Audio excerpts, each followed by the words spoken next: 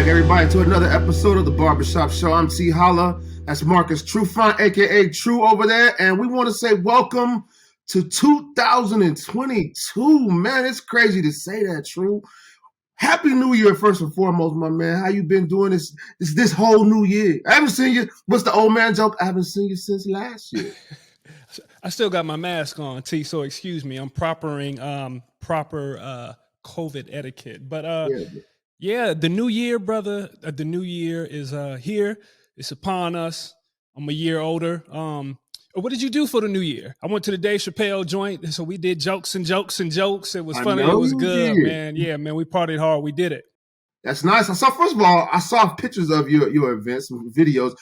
I had some questions about that, first and foremost. I know the Chappelle show was off the chain, off the hook, but I heard that they took everybody's phone. Like, how does that happen to you? They did, man, and they got this system to where they put it in these little pouches, right? So I thought that they was just going to throw everybody's thing in a bag or whatever. It was going to be this big elaborate system, but they just give you a pouch. It locks. It's kind of like similar to you go to the store and, you know, the clothes got the little clamps and the sensors on them. And so the little pouch, it just closed at the top and you couldn't undo it. So all the selfies, all the foolishness we wanted to do, we really couldn't do it. And that's Mr. Chappelle trying to protect his brand. So I can't be mad at him at all. Yeah, you can 100% respect it. I just didn't know how they would do something like that logistically, man. It's what, like 10, 20,000 people and everybody got cell phones. And so you got to lock up everybody's cell phone. I don't know how they're going to do it.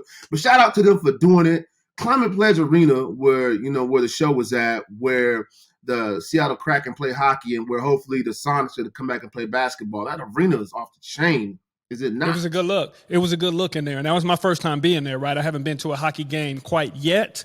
So that's in the plans in the near future. That's on my bucket list for 22. But yeah, man, the look was great. Felt a lot different. Didn't feel like the old school Key Arena. So I can't wait to get in there, man, see what the energy is like for a hockey game. But it was a good look, man. Definitely a good look. And, you know, we was did it kind of big time. Big shout out to my boy Jordan Babineau. Of course, you know, he got the Capital connections. So he hooked me up with a guy over there. We got a suite over there, man. So we brought Tacoma out and we showed out, man. And we had a good time. That's what's up, man. I did it real big too, right in my living room on the couch.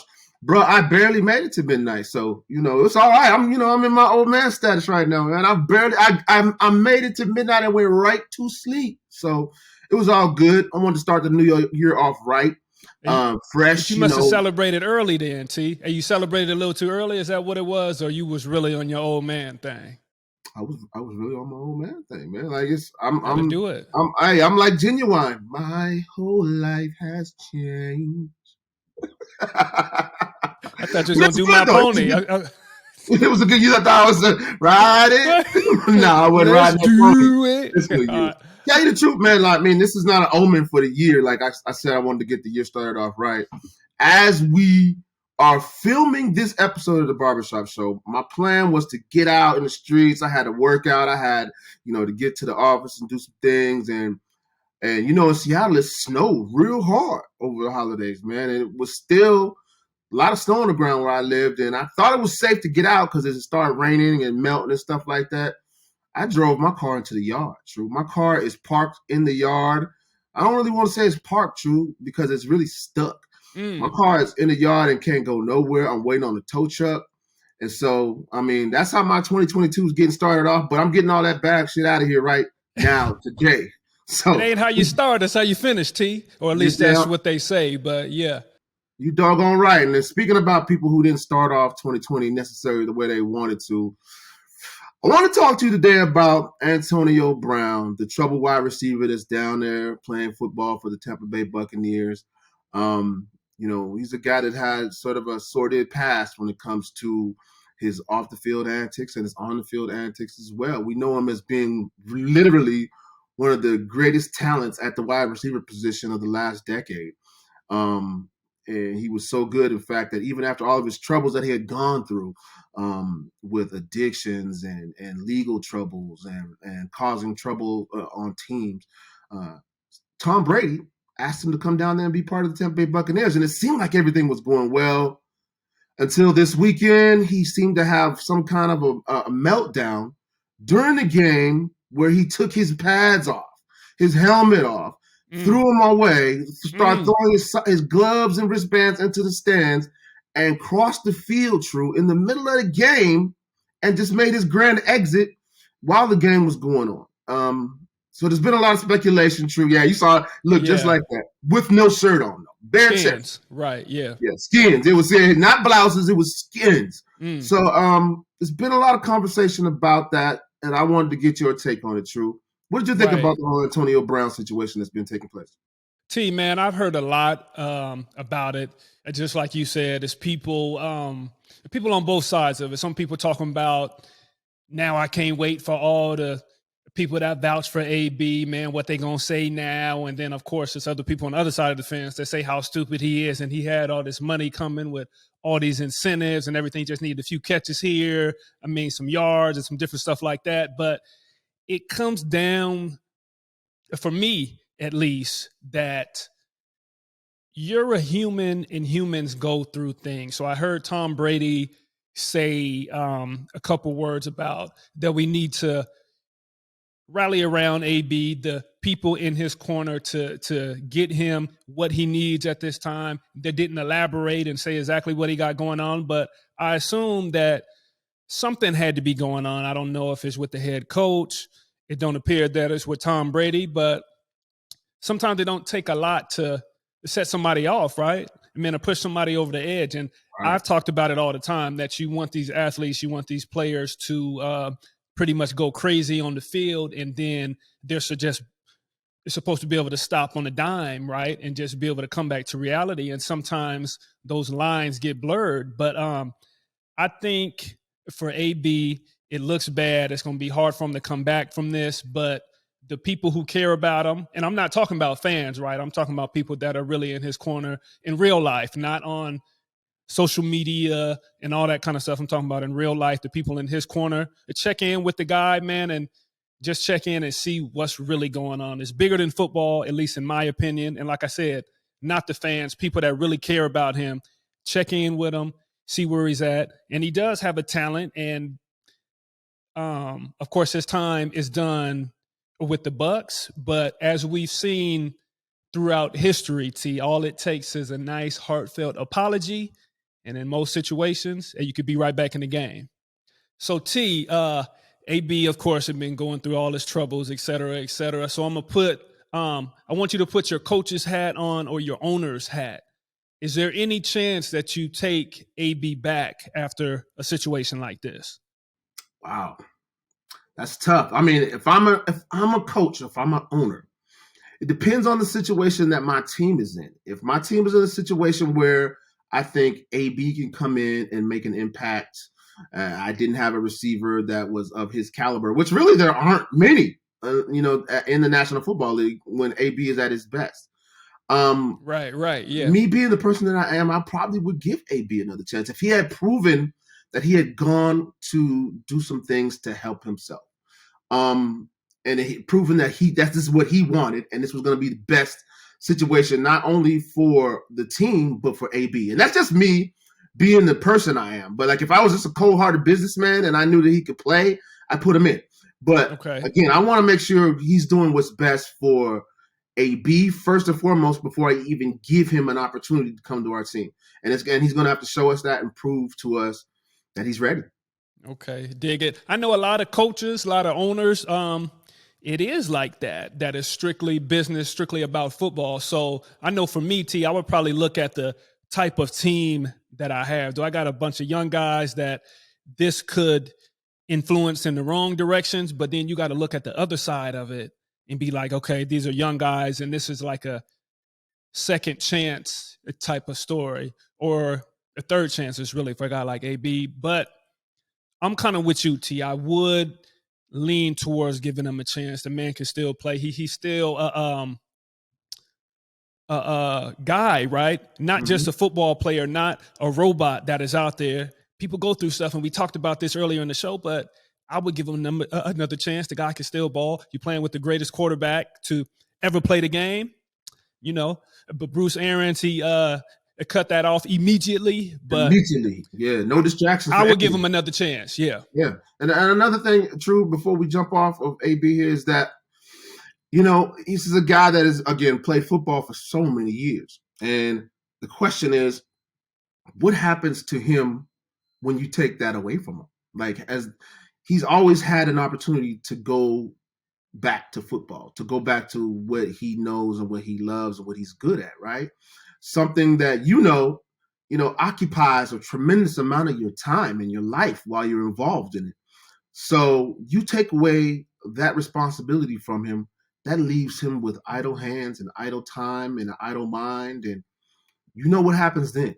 And it can get ugly. It can get ugly in a hurry if you ain't got the right people around you. You know what I'm saying? So those are some big questions I think that need to be answered. And again, if I was, in his corner, or if I was an owner or a GM or somebody that could, pull his coattail a little bit, I would make sure that we get his off the field mental situation taken care of, whatever that is. I'll tell you true. I've been around the game of football for my entire life, literally for my entire life. I was born when my dad was still playing football, so I spent my first couple of years as an infant watching football, all the way up through playing it through college. I've seen a lot of things, true, on and off the football field, players, coaches, you name it. I've never seen anything like that before. And it was, in one hand, I'm looking at it, as a fan and saying, this is really like kind of intriguing drama that people like to see, right? And then the other side of me was like almost kind of like a sick feeling, like the sick feeling inside, like I'm watching a real train wreck. Like, and I'm trying to say this in the realest way that people can understand, like being sad and watching people crash. You know what I'm saying? Like seeing people injured, them getting injured. And to see him just take off his uniform in the middle of the game, I understand that in the battle, there's things that go on. Through the week, there are things that go on.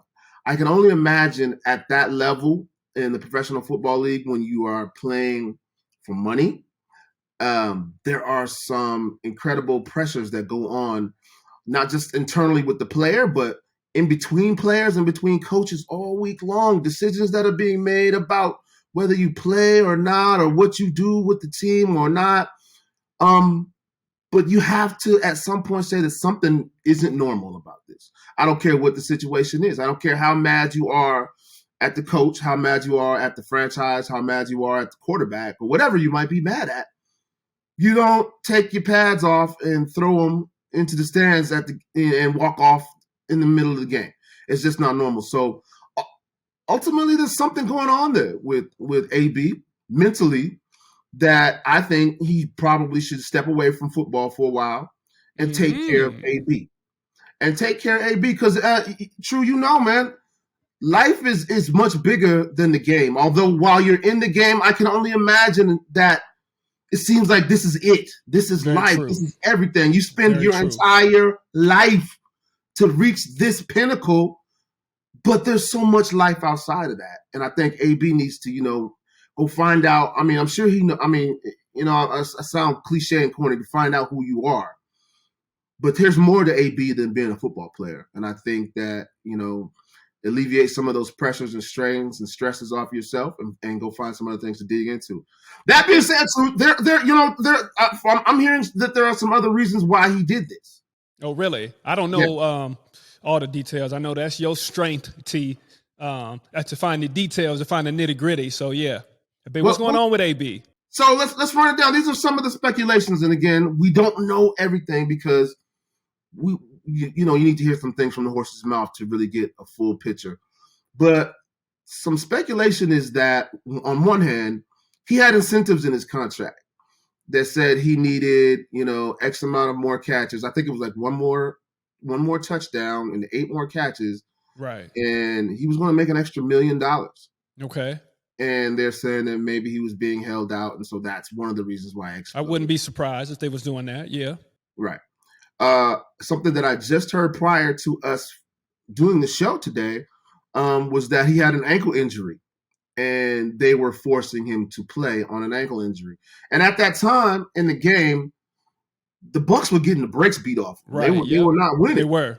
And so he was saying he didn't want to go back in the game because he was hurt. He was trying to keep himself ready for the playoffs, and they were trying to force him into playing. And so he said, I'm not doing this, and took his stuff off. So either of those scenarios make sense to you, True? Both of them make a lot of sense. In both situations, I know the newer NFL is not real big on putting players in the game when they're hurt, and they could do more damage to themselves with all the CTE talk and all the head injuries and all that kind of stuff. But that it could be something to be said about the ligament issues with the tough man persona that you got to have to be on the football field, right? You're supposed to fight through the injuries. You're supposed to do everything for the team, man, and pretty much lay your life on the line. And then the NFL will turn your back on you and don't want to pay you your money after you're done and all this kind of stuff. But I sound like the old guy that's mad at the NFL. That's not me, y'all, but I'm just stating the facts. But then as far as the money and the catches and stuff like that, business is business. And I have never been a part of, but I have heard teams are freezing guys out, right? And not giving them the ball and calling plays that's not going their way, et cetera, just so they don't have to pay them their, check and their incentives at the end of the year. And that makes all perfect sense. So that's what I'm saying. As fans and as people that aren't privy to those conversations, we have to be careful on how we judge AB, and to come out and say out the gate, and this is even for me, T, because the first thing I thought is this man is having mental issues, but you really don't know exactly what's going on. People get upset. People act differently when they get upset. People got a different threshold for disrespect, right? Some people go off, people fight, people throw stuff, people go crazy. So we just got to wait till all the details come out. And I hate to say that because I hate to hear that, right? Especially on news when we hear all this foolishness that's going on with the cops and all this kind of stuff. Let's sit and wait for all the details and let's see what happens. But right. I just think that we got to be careful on judging AB on how he's being drugged right now, because he's being drugged through the mud. But let's just be careful. Right. I guess that's all I can say. I agree 100%. If nothing else, I really do believe that, this is a great opportunity for people out there to really to take a look at some of the mental health issues that are floating around, not just out in the world in general, because we know that everybody in the world is dealing with crazy stuff right now. Like even just everyday average Joes that are out there are dealing with tremendous pressures and stresses and strains and mental health issues that we all need help with. You know what I'm saying? And then you take a situation where you have someone like AB, who obviously has some unhealed trauma that he's been dealing with for a very, very long time. Some unaddressed things that come from his past that need to be addressed. And I think that's obvious. And I think, again, that has to do with everybody in the world that, that has lived life. I think you probably have some things that you need to deal with as we grow older with your mental health issues. That's the first and foremost. And then AB, you compound that with being under the spotlight, being under the pressure, dealing with some of the substance things he's had to deal with in the past. Ultimately, I just hope everybody takes this and looks at it and deals with it in a serious light, rather than everybody taking an opportunity to open up shop and blast AB every chance you get an opportunity to. Think about, the human being that's involved in that, who's actually having a human experience, and that really that could be any one of us or anybody that we know, any one of our friends. And so at the end of the day, I just want to say I hope AB gets better. Hope he does, like Tom Brady says, gets the help that he needs. And I hope we all can learn a lesson from this. True. Somebody that we don't have to worry about, the pressures of moving on in this NFL season is our Seattle Seahawks. Yeah. I like the segue. I like the transition. Yeah. Like the segue? Yeah. Our Seahawks, man, unfortunately, they're sitting in a situation where they're not going to be playing football in the postseason this year. They haven't had the best season. Actually, they've had the worst season they've had in the last decade. It's unfortunate. It happens, right? Right. And I just want to, as we come off a game where they beat a the Detroit Lions like a drum. They look pretty good across the board. What do you think the future of the Seahawks are? Just, I don't want any in-depth things that'll be like Marcus Trufant told us that so-and-so getting traded. No. Right. Just get us, from an outside perspective, the direction of the Seahawks are going that they need to go in order to be a better franchise in 2022. For me, man, it's hard to say, man. I said it all the time that the team is spoiled. Not so much the team, but the 12s and the people of seeing all this stuff the last decade, right? The Legion of Boom, Super Bowls, the Patriots throw, beast mode, all these crazy moments, right? That are larger than life. And now the team is kind of still a good team, still a lot of great players, still a lot of guys, or not a lot of guys from those teams, but you see glimpses of what they used to be, right? And now the team is kind of settling in and getting more on a even plane, I guess, with the rest of the league. And I think that's a big part of it. You don't see this huge separation. Okay, you got the Seahawks and then you got the rest of the league is down here. So I think it's that simple. I don't think the Seahawks are doing anything that's crazy or outlandish now.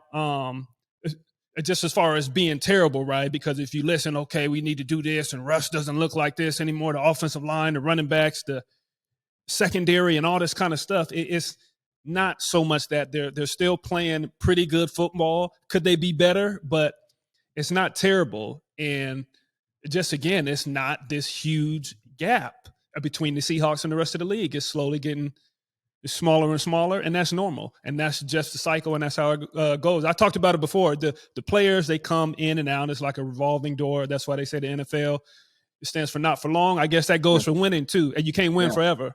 Yeah, no doubt. I mean, I agree with you, True. I think the 12s, the Seahawks fans, have become spoiled. I think some of them have really short memories, or they just weren't around in the past to understand where this franchise has been in the past. And you need to understand this, and I'm sending this message to everybody out there that are 12s or Seahawks fans, that what we have experienced here in Seattle over the past decade is not normal. It doesn't happen in every city across the country, every franchise across the country, where you get a Legion of Boom, where you get Earl Thomas, Cam Chancellor, Richard Sherman, Marshawn Lynch, Doug Baldwin, and all these characters on the team at the same time. Michael Bennett, Cliff Averill. You don't get that. It's not normal. You might get 2 or 3 of those guys at the most. Go across the NFL and look at these teams and these franchises. You've never heard, or you don't know what's going on with those teams because they don't have those players. Right. And so when I hear people talk loosely about things that I'm going to ask you about next, which is Russell Wilson. I hear these fans talking recklessly about Russell Wilson, like, just get rid of him, ship him out, bring in new talent. We need to get rid of him anyways. He's stale, this, that, and the third. And I like to remind people, which oftentimes falls upon dead ears, is Russell Wilson right now is the best quarterback that this franchise has ever had, hands down. Statistically, whatever, theoretically, the best. 100%, T. You're not going to get somebody better than Russell Wilson in here in Seattle anytime soon. Not in my lifetime. You're not going to happen. So getting rid of him, what is that problem going to solve, True? So again, to bring that back to my question is, there's a lot of speculation saying that we have seen Russell Wilson's last home game.